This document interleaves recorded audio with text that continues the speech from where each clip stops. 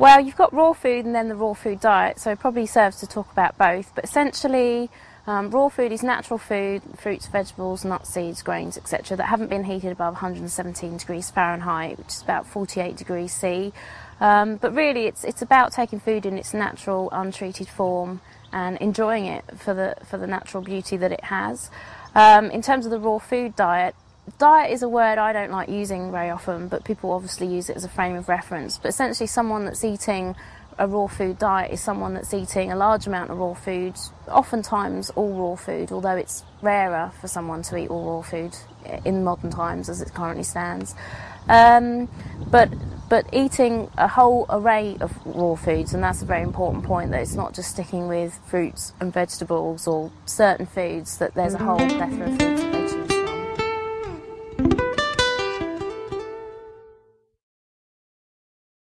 Most people, it's been estimated that about 85+% of the population suffer from lack of energy.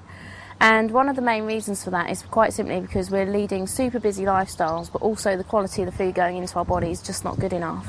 And when you take in food that is technically live, that still has all its nutrition in place, that hasn't been killed enzymatically through heat treatment, then you're actually bringing more energy into your body and also not wasting so much energy processing complicated processed foods. So raw food, number one benefit I would say to everyone is energy. It is dependent on them doing the diet right, if you were, but it's also about weight loss for a lot of people as well. So for me, for example, I have been at my heaviest weight on raw food and my lightest, so it does depend on what you eat.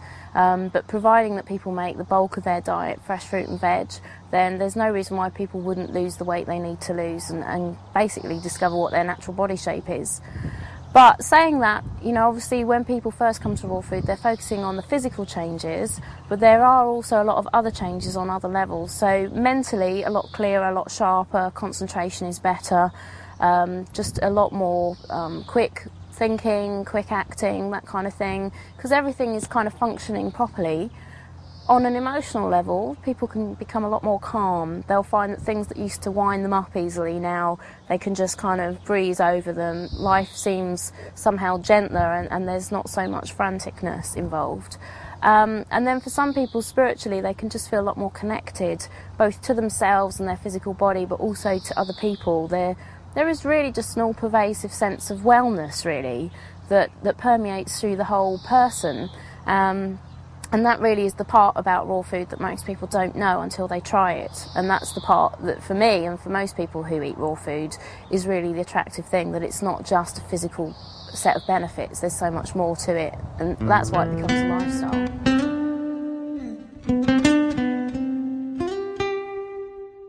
Well, a typical raw food diet, I'm not sure if there is such a thing, actually, because when you think about it, in the mainstream population where most people are eating cooked food, there isn't even such a thing as a typical cooked food diet, because everyone eats so differently these days. And actually now the same is true of raw food. So you could have one person who majors on a lot of fruit, another person who won't touch fruit but eats a lot of green-based salads, someone else who has a lot of smoothies or a lot of juices, other people, living foodists, who eat lots of sprouts and sprouted grain products. It really does depend on the individual. What's important is that the individual finds what works for them. And even that, to a point, is something that can change, because our bodies are constantly changing, and most of us come from an unhealthy junk food type background. Certainly I did. And so it's going to depend on what kinds of foods are going to support that person in making a transition, what foods taste good to them, because obviously we all need to love the food we're eating, otherwise it's not pleasurable, and food needs to be pleasurable. And then it's discovering what foods work for us and our body on an individual level, so that we can not just love the taste but feel the benefits. And some of that is about what you eat, but a lot of it also is about how you eat. So it's about whether you are eating enough or too much, if you're eating at the right intervals, all that kind of stuff. But really, without making raw food sound like rocket science, because it's really not, it's really so simple when you just take fruit, eat. You know, the main rule is to eat when hungry, and that's, you know, that should be true of any way of eating, but it is so much easier to do that when you eat raw food, because raw food doesn't stimulate the appetite or the tongue in a way that normal cooked processed foods do. And that's a very important point to make, because on a raw food diet you actually feel free. One of the other great things about raw food is that it really puts you in touch with your intuition, so you feel more naturally guided towards the foods that are going to serve you. Whereas when most of us are under the influence of stimulation and taste bud tantalisation that a lot of cooked foods bring, often we're really at the mercy of the food rather than it being the other way around, which is why we do live in a society that has so much weight problem, because people sometimes literally find it difficult to stop eating.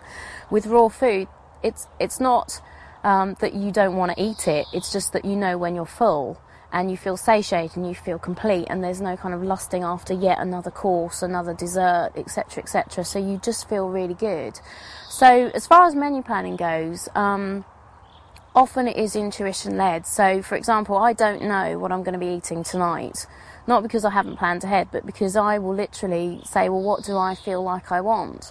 Whereas 15 years ago, that wouldn't have been even crossing my mind. It would be, okay, well, what's in the fridge that I really fancy, in terms of, you know, what have I bought, or what is the fad of the week, or, you know, what's going to give me the most stimulation. The criteria is completely different now. It will be now, you know, what is my body asking for? You know, do I want something heavy? Do I want something light? That kind of thing. But just to give you some idea of what someone might eat over a typical day, generally it's going to be something quite light in the morning, usually fruit-based. If someone has candida issues, it probably won't be fruit-based. It would be something more like a juice, a green juice, a vegetable juice, something like that. For lunch, it would be either some kind of big, decent salad, or something like nori rolls, some kind of pate on crackers, something like that. I mean, really, it's not wildly different from a cooked food menu, in that you're still taking grains and nuts and seeds and fruits and vegetables, but you're just having them in their whole form or their uncooked form, rather than creating, you know, pasta from wheat, that kind of thing.